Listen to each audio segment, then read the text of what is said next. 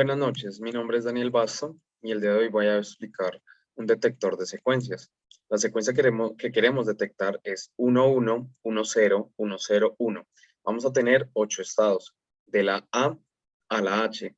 Es decir, vamos a necesitar 3 flip-flops. ¿Por qué? Porque 2 a la 3 nos da como resultado 8. Si tuviéramos un estado adicional, tendríamos que representarlo o tendríamos más bien que utilizar otro flip-flop. Bueno, entonces nosotros aquí tenemos este diagrama de estados. Cabe mencionar que cuando esté en E y en H nos va a mostrar unas alertas. ¿Cómo vamos a representar estas alertas? Por medio de unos LEDs.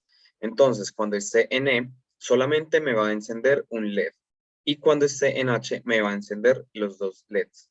¿Sí? En este diagrama de estados se muestra el camino que va a tomar cada uno de los estados, pues, si dependiendo pues del valor de X, si es igual a 1 o es igual a 0.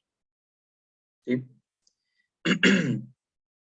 Solamente va a seguir la secuencia con X igual 0 cuando esté en D y cuando esté en F. Y eso, ¿cómo sabemos estos caminitos? Por medio de esta tablita.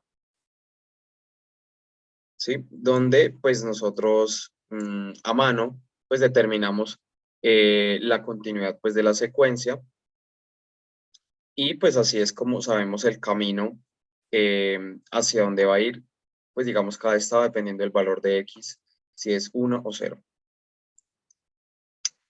Luego de esto nosotros procedemos a hacer la tablita de transiciones con el estado anterior, estado siguiente, las salidas, teniendo en cuenta que el estado siguiente va a depender si X es igual a 1 o si X es igual a 0. ¿Sí? Ya teniendo esta tablita, nosotros procederemos a realizar los mapas de Karnaugh, donde pues básicamente vamos a tener los circuitos, ¿sí? Para poder implementarlos en Proteus. Vamos a tener las ecuaciones de esos circuitos, las cuales vamos a implementar en Proteus. Y estas ecuaciones son estas que vemos aquí en pantalla. Todo eso es sacado de los mapas de Karnaugh, así que pues digamos que no hay pierde realizando paso a paso pues digamos este procedimiento, ¿cierto? Bueno, ya teniendo estas ecuaciones entonces procedemos a implementarlas en Proteus y aquí tenemos nosotros nuestro D0, D1 y D2 que van a ser entradas de nuestro flip-flop tipo D, valga la redundancia.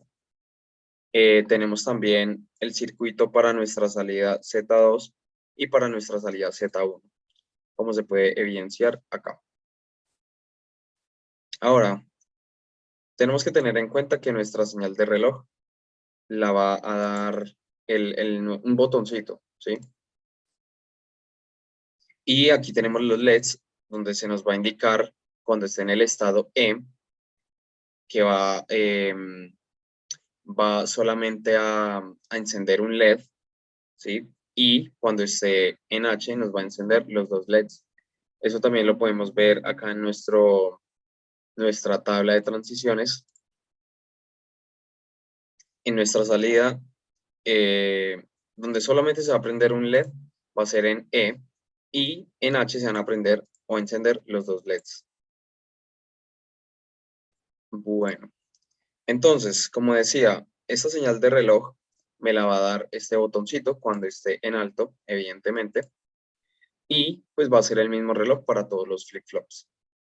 Nosotros tenemos aquí un valor de X que siempre va a ser 1, pero pues también lo podemos cambiar a 0 dependiendo o según corresponda, ¿cierto? Por ejemplo, aquí en nuestro diagrama de estados nosotros vemos que para continuar la secuencia, D en D, para pasar a E, X tiene que valer 0. Y asimismo, con F, pasando para G, X tiene que valer 0 para poder continuar pues con esta secuencia.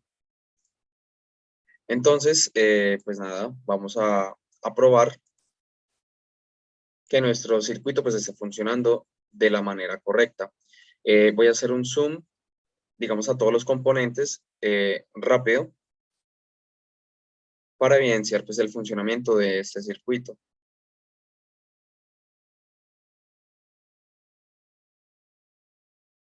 Acá tenemos a D1.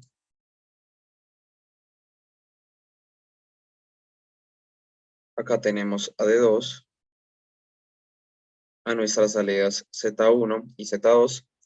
A nuestros LEDs, ¿sí? Que están conectados a las resistencias de 220 ohmios. Nuestro botón.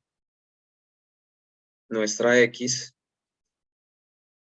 Y estos logic proof que nos van a indicar pues el estado en el cual se encuentra pues nuestro detector de secuencias. Bueno, entonces comenzamos en 0, que es el estado A, 1, el estado B, de B a C hay que darle un 1, entonces seguimos como vamos. Entonces ahí estamos en C, para ir de C a D necesitamos otro 1 en X claramente. Y aquí estamos en D. Ahora, necesitamos un 0, según este diagrama de estados, necesitamos un 0 para que vaya a E.